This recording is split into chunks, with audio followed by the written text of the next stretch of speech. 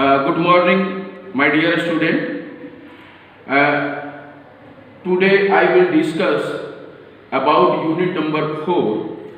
So let's start the unit number 4. The unit number 4 is Laplace transform. सबसे पहले जो है लाप्लास ट्रांसफॉर्मेशन की डेफिनेशन हम देखते हैं, उसके बाद इसकी यूजेस और एप्लीकेशन पे थोड़ा सा डिस्कस करेंगे. So what is the definition of the Laplace transformation? Let ft is a real valued function defined on a interval 0 to 1, then the Laplace transformation of any function ft is defined by Laplace transformation of f of t, and it is denoted by Laplace transformation of ft or f of s. That is, f of s is equal to 0 to infinite e raised to the power minus st into ft dt, where s is greater than 0, or in the term of p, f of p is equal to Laplace transformation of ft is equal to integration 0 to infinite e to the power minus st ft dt, where s greater than equal to 0.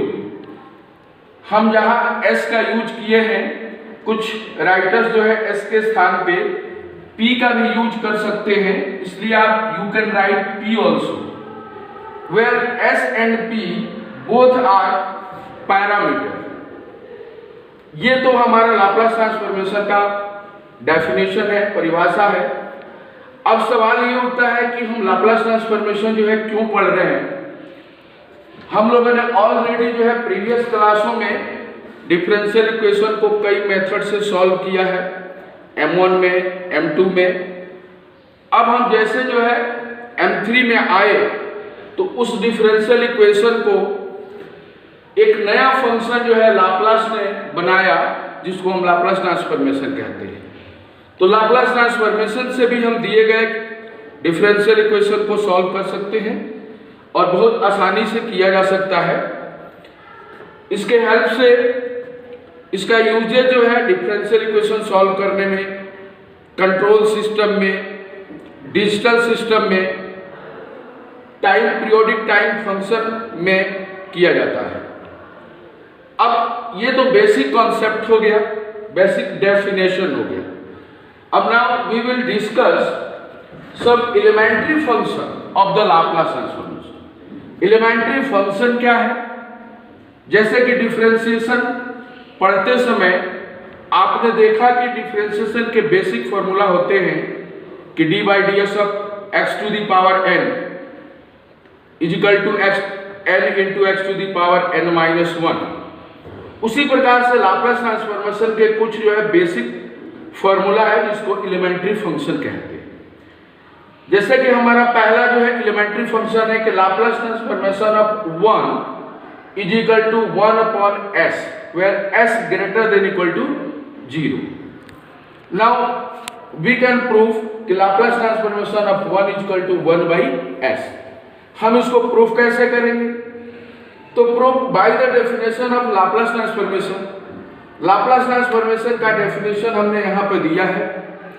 अब इस definition को हम यहाँ ले आते हैं. तो Laplace transformation of ft is equal to integration 0 to infinite e to the power minus st into ft dt. अब यहाँ पर ft की वैल्यू, ft यानी फंक्शन, फंक्शन क्या दिया है? 1. सो ft की वैल्यू हमने 1 डाला, यहाँ भी हमने ft की वैल्यू 1 डाला, तो हमारा फंक्शन क्या बन गया? Integration 0 to infinite e to the power minus st into dt. अब e to the power t का इंटीग्रेशन क्या होता है? e to the power t का e to the power t होता है. e to the power at यदि आ गया तो उसका इंटीग्रेशन क्या होता है? e to the power at upon a. So similarly e to the power minus st का जब इंटीग्रेशन करेंगे तो क्या आएगा? e to the power minus st upon minus s, and limit is 0 to infinite. तो लिमिट लगा दिया हमने 0 से इन्फिनाइट तक। जब इसको हमने सॉल्व किया -1/s को हमने बाहर कर दिया। अपर लिमिट पहले लगाया अपन ने, जैसा कि आपको पता है कि upper limit minus lower limit. Upper limit लगाया e to the power minus s into t. s क्या है? पैरामीटर है, तो t की वैल्यू क्या हो गई?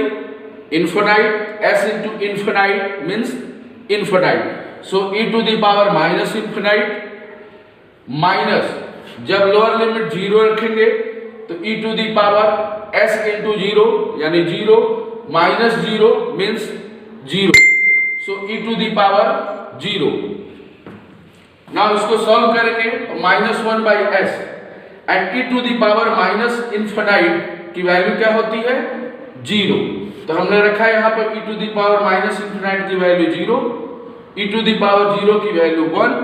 तो ये क्या हो गया? -1 इंटू -1 प्लस 1, तो 1/s where s greater than equal to 0। ये हमारा जो है पहला एलिमेंट्री फंक्शन है। इसी प्रकार से बहुत सारे एलिमेंट्री फंक्शन जो है बेसिक कॉन्सेप्ट है, पहले हम लोग बेसिक कॉन्सेप्ट एक एक पढ़ लेते हैं और साथ ही जो है हम इसको प्रूफ भी करेंगे। कई बार जो है एग्जाम में इसका प्रूफमेंट भी आ जाता है। दूसरा जो है basic concept, basic elementary function है Laplace transformation of e to the power at। Laplace transformation of e to the power at is equal to क्या होता है? 1/s minus a where s greater than a। Same procedure रहेगा जैसा कि वहां पे हमने लाप्लास ट्रांसफॉर्मेशन का डेफिनेशन लगा करके फंक्शन गिवन था, प्रूफ किया, तो वही फंक्शन जो है यहाँ पर भी यूज करते हैं। अब यहाँ पर फंक्शन की वैल्यू क्या बन जाती है? e to the power at। तो हमने जो है डेफिनेशन में डाला e to the power at। फिर अगेन फंक्शन जो है e टू दी पावर यहाँ पे आ गया हमारा 80। अब इसको हम कैलकुलेट करते हैं तो ये भी देखिए फंक्शन है e to the power minus st into e to the power 80। जैसा कि आपको मालूम है कि बेस सेम है तो पावर दोनों जुड़ जाते हैं, तो हमने इन दोनों को जो है उसी फॉर्मेट में, डेफिनेशन के फॉर्मेट में माइनस को कॉमन ले लिया, तो क्या बन गया? s minus a into t d t. अब इसको जो हम अगेन इंटीग्रेट करेंगे बाय इंटीग्रेशन फॉर्मूला, तो e to the power, this is the constant function, तो e to the power minus, suppose that this is the alpha, तो e to the power minus alpha t d t का integration क्या होगा? जो हमने first elementary function में लगाया है कि e to the power minus alpha t upon minus alpha. यहाँ अल्फा की वैल्यू क्या बन गई? s minus a। हमने इंटीग्रेट किया, फिर इसको सॉल्व किया। अब -1 upon minus s minus a को हमने बाहर कर दिया। अगेन जो है अपर लिमिट इन्फिनाइट रखा t के स्थान पे एंड लोअर लिमिट रखा 0। So e to the power minus infinite minus e to the power 0। We know that कि e to the power minus infinite is equal to 0। So 0 minus e to the power 0 is equal to 1. So 0 minus 1.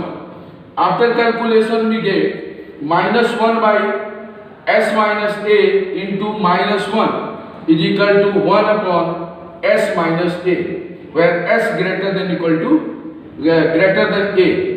तो इस प्रकार से हमारा जो है एक basic concept, basic formula बनते जा रहा है कि लाप्लास ट्रांसफॉर्मेशन ऑफ 1 आपने देखा 1/s हो गया, Laplace transformation of e to the power at 1 upon s minus a हो गया। इसी प्रकार हमारा जो है अगला जो है एलिमेंट्री फंक्शन तीसरा कि Laplace transformation of sin at, Laplace transformation of cos at। साथ ही साथ जो है इसमें हाइपरबोलिक फंक्शन पे भी लाप्लास ट्रांसफॉर्मेशन काम करता है, तो Laplace transformation of sin h at, Laplace transformation of sin cos h at, Laplace transformation of t to the power n का लाप्लास ट्रांसफॉर्मेशन। तो बहुत सारे जो है 5-6 जो है बेसिक कॉन्सेप्ट है, बेसिक एलिमेंट्री फंक्शन है।